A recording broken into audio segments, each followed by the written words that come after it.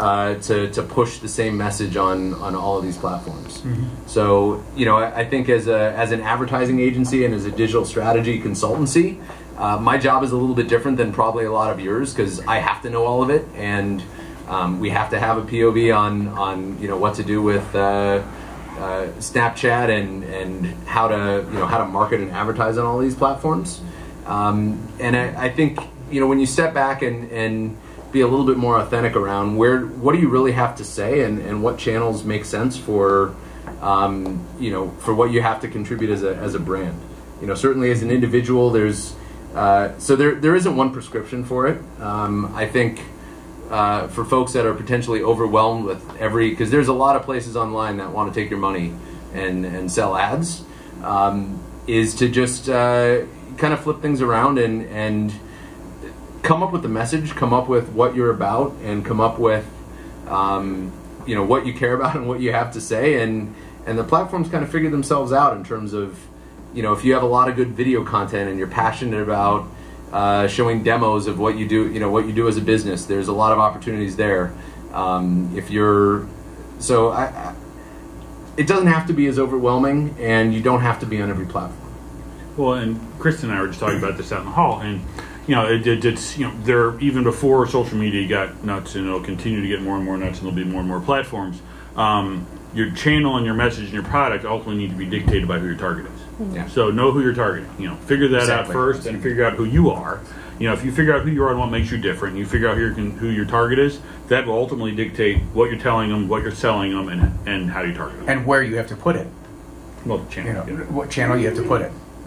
You know. So, I mean, and for me, you have to realize your demo, the people that are going to use your product and or service, okay? So if you think that most of the people that are following you or want to find you or your service are on Facebook, by all means, use Facebook. You can certainly do videos and post them there. Well, if I can jump in, but don't think that know it. Right. So if you think someone's on Facebook, go Absolutely. confirm You're it right. first. Get You're this side absolutely to prove correct. it. You know, because that's one of the big things that a lot of people fall into is, well, I think people are there because I'm there. Wrong answer. Right. You know, right. It needs to be know they're there before you. Right. Right. Absolutely. You're absolutely right. And he's right. You have to know where your target audience is. But, you know, guys like him are invaluable to you, because, you know, somebody like that knows so much about what's out there and how you can reach them, and reach them smart, and get your best return on investment too. So, right. So to add some practical advice on top of that, and I'm arguing against myself of what I just said about not trying to jump into every platform, but the beauty of a lot of these digital platforms is the level of targeting that you can do, and the way that you can use those tools before you even spend $1 to see what the audience looks like.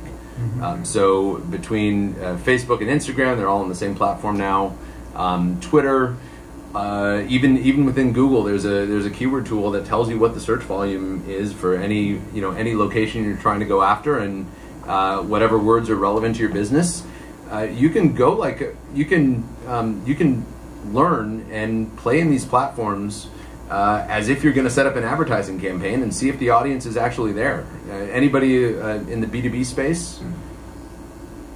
All right, a couple here. So the LinkedIn tool. Create a LinkedIn ad. It costs you $5 to create a LinkedIn ads account. You need to put something down before you can start creating campaigns. But you can go. You can look at, are you trying to reach VPs? Are you trying to reach procurement? Are you trying to reach businesses that are 5 to 25 people, or are you really trying to service the enterprise market? And if a company is under 500 people, it's not worth your time. You can put in all that criteria as if you're going to set up a campaign, and these platforms will tell you if an audience is there. It'll tell you how many people you actually can target, which is what gets me up every morning with these digital platforms is just the level of transparency in terms of what the audience actually looks like. So, I mean, a piece of advice is, you don't have to be an expert in a lot of these platforms to get in and play around. Certainly, a big established brand, you have to be very careful about every message you put out. Certainly, anything having to do with rates. We have some banking clients, so got compliance and lawyers. There's a lot of if you're Wintrust, there's a lot of I would say there's probably a few extra thresholds I would put on top of the advice I'm giving now. But if you're a small business, experiment. You know, you can play with these platforms. You can set up an ad and there's a lot of there's plenty of online resources and tutorials for how to do it. But playing with some of these platforms and just take what you know about your audience and start playing with it, and you'll find where your audience is.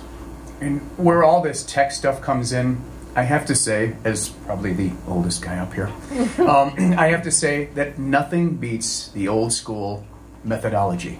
And by that I mean, be passionate about what you do more than you promise, and if you say you're going to do a thing, do a thing.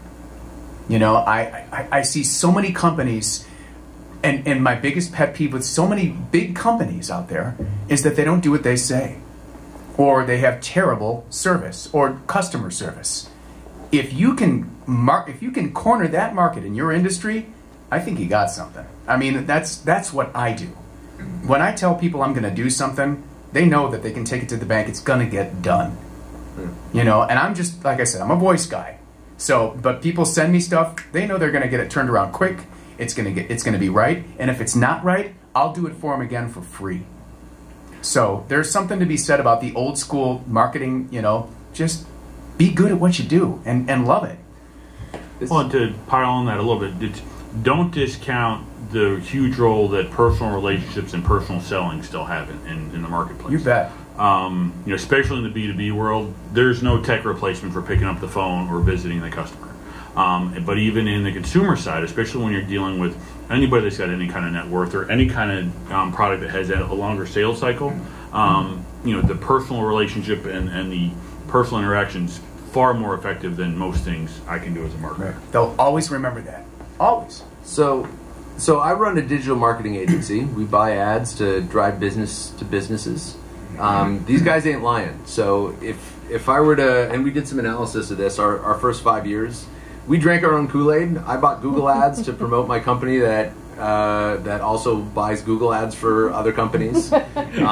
We've done, you know, we do retargeting, we do all of that stuff. If we look over the last 7 years at where the majority, so we got some cool news today. This is our 5th year in a row on the Inc. 5000 list of fastest growing companies. Nice, congratulations. Thank you. If I were to attribute that growth, it has nothing to do with the advertising that we've done.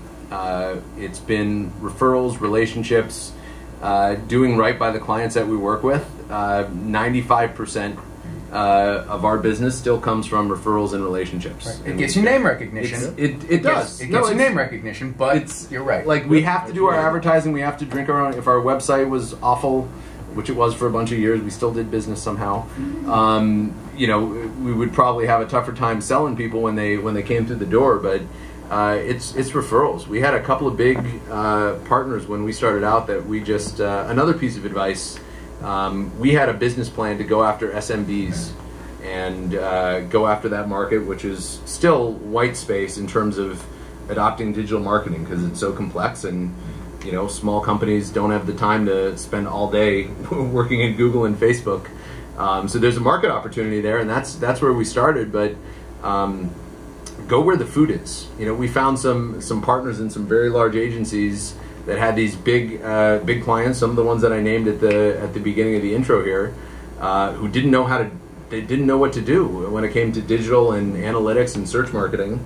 And we became a resource on the back end for a lot of those companies that helped us grow up. But that is, we did our business plan. We were trying to sell search marketing to hot tub dealers, and we were at a convention of hot tub dealers in Vegas. And at 3 a.m. we wrote our business plan literally on a napkin, like we actually did that. Framed in this. We didn't keep the napkin. I don't know. There was something. It was in the hot tub. Damn it. But we went follow the food. You know, we found opportunities. We found some agency partners and we realized, boy, we could really scale our business finding partnerships as opposed to trying to knock on every door of America as a 3-person company. So that's another lesson is kind of following, go where the food is, and don't be afraid